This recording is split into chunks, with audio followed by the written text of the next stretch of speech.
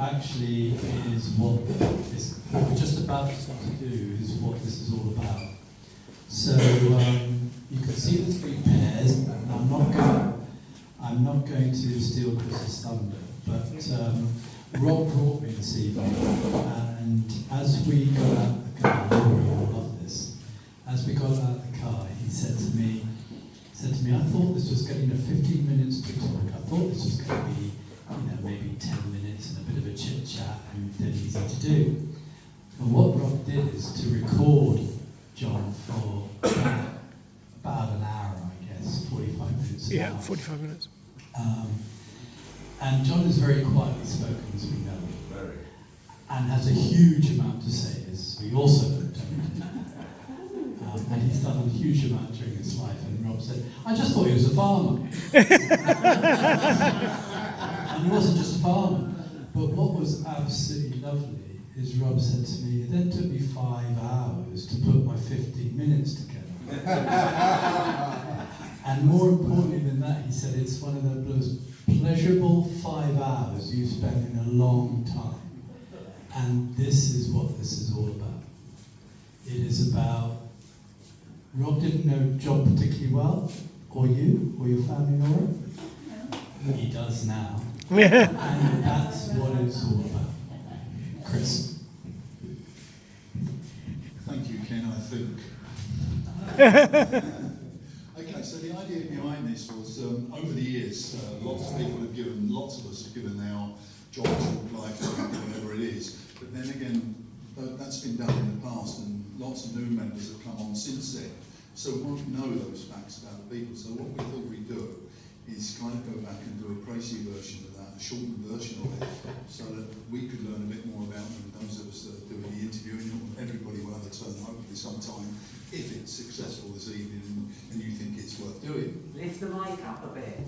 Lift the mic up. Okay, thank you very Mic much. is pointless. Do you know I love Carl?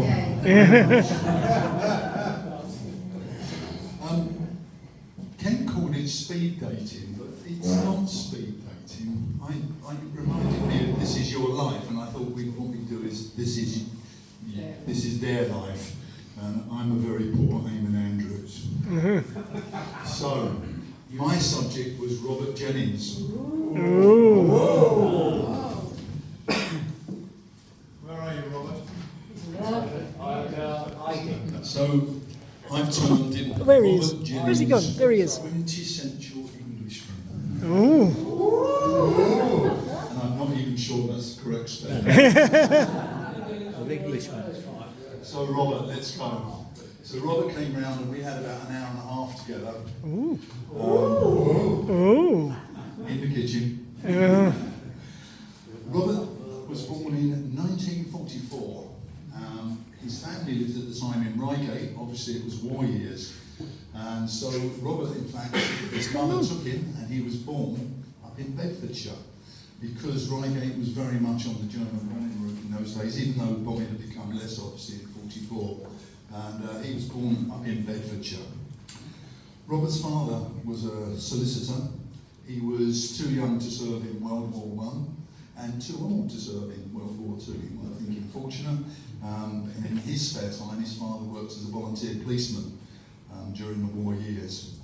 Robert had an elder brother, Richard, 3 years older, and a younger sister called Celia. I think Robert had a very fortunate life. I went to a state primary school and a grammar school in Brixton, London. Robert went to a prep school till the age of 10, and then his father moved him to his old school, which was in Berkhamsted. That's Hertfordshire.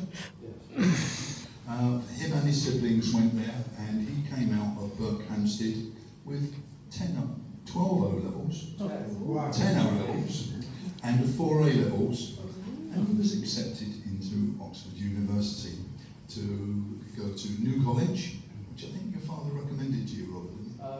My headmaster. Your headmaster, okay. And studied law. I think if you think back, that kind of time, I reckon about 5% of people went to university. Yeah. And then to go to either Oxford or Cambridge, I think was pretty exceptional. So you were probably a pretty smart cookie, Robert. So hence my quintessential Englishman. I mean, you know, everything thrown at you, and very good opportunity. So let's have a look at him at university.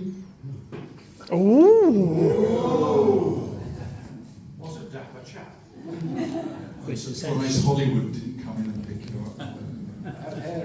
Oh yeah, look at that hair. Whilst at university, Robert rode for the collegiate, not for Oxford University, no, the Blue. He either rode at Bow or number 2. He also played hockey. One of the interesting things that happened for Robert when rowing, here he is, he's the second one from the back, so he's rowing number 2 at the moment. And I understand, is that right? Front. You're at the back, you're at the bow. Oh, sorry. Which is the front. So this particular picture. Hang on, I'm here confused. is Somewhere. at the place on the Thames called Gosh. the Gut, and you can see there's quite a current there. And Robert was rowing at bow, and the cocks managed to take them up onto a bank. Mm. And Robert, you were injured. Yes, my oar was about the first thing to strike the bank. Oh. It whacked me in the chest. And I have to tell you, apart from Robert's children, this is the most exciting thing in about to be.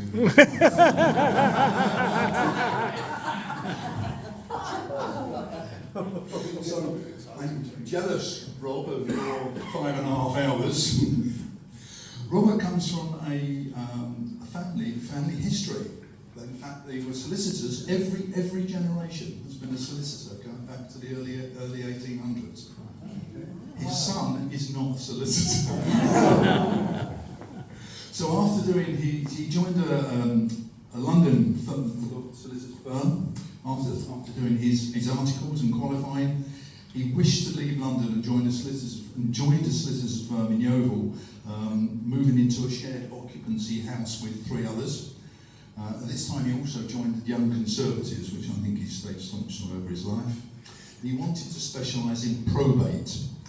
However, he went to Yeovil on not particularly a correct promise. They didn't give him the probate experience that he wanted, so he left there. He only stayed there 2 years, and he then came up to Stroud to join Winterbothams. Bothams or Bottoms? Bothams. And engaged to head up their probate department. Again, the job did not give him the level of probate that he wanted. And Roberts stayed there for 5 years before he moved across to Francillion in Dursley, where he did fulfil his probate aspiration. Robert met his first wife Vicky in Yeovil at the Young Conservative, so you did get something out of the Young Conservative. And they married in 71 in Nailsworth, where they bought a bungalow. They had 2 children, Catherine being born in 79 and Paul in 1981. Know Paul quite well, he's a close neighbour of ours. Unfortunately, Robert separated in 89 with joint custody of the children. He met his second wife, Jane, who we all know, lots of us know well, through Stroud Sea Cadets. They had approached him for some legal advice, and following this, he joined the committee and encountered Jane. Following inviting her on a date to a barn dance at South Cerney Sailing Club, the evening went rather well, and they became an item. And less than 6 months later, Robert proposed and Jane accepted. Rather rash, Robert. And they've now been happily married for 35 years. Robert now has 3 granddaughters, all girls. And great granddaughters, all 3 grandchildren, all girls. Yes, yeah. Nowadays, Carl, you never know. Yeah, that's true. Yeah. So Robert was very unlucky enough to have to prepare wills for Mike Lanese. Mike was an ex-president and member of this club. Some of you might not know him, but a lot of us do. Mike, knowing Jane's father from his 41 club days, started pursuing Robert to join Rotary, which he did in 1998 and went through to become president in 2009. We So Rob and Jane are extremely, this is their excitement in their life, they're extremely enthusiastic caravanners. And are key members of the Caravan Club and became part of the Rotary Caravan Fellowship. And they spent most of their time with the Bailey Owners Caravans Club. I've seen them in their matching coats.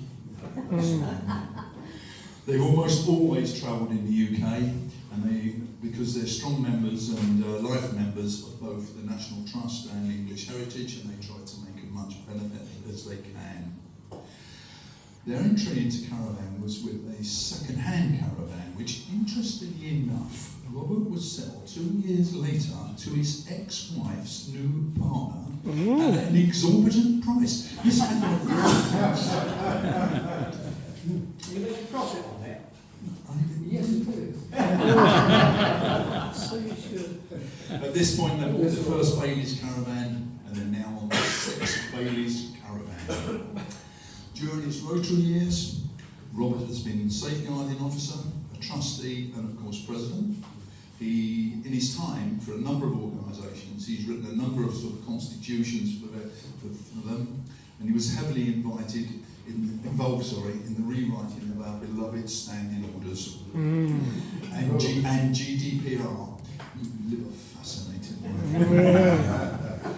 It was Robert who introduced our collections on behalf of the British Legion, which obviously we do each year at Micklewood, and I think we're very pleased to continue that. His interest now away from home, his 3 granddaughters, who are 10 and the other 2 are both 7.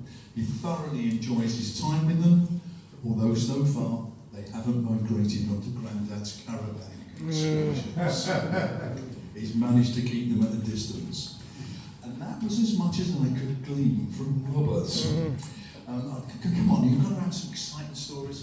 No, just not there. So, I'd invite you, if anybody would like to ask Robert a question, anybody like anything augmented there from what I've said, if you can get more out of it than I did, then I'd really congratulate you. I want to know why crewmate is so exciting. It's the academic exercise, basically. In a nutshell, I'm going to move it on. So the whole idea is that you have an insight into Robert, and then you can go and sit next to him at dinner on a Monday evening and find out more. Right, Chris?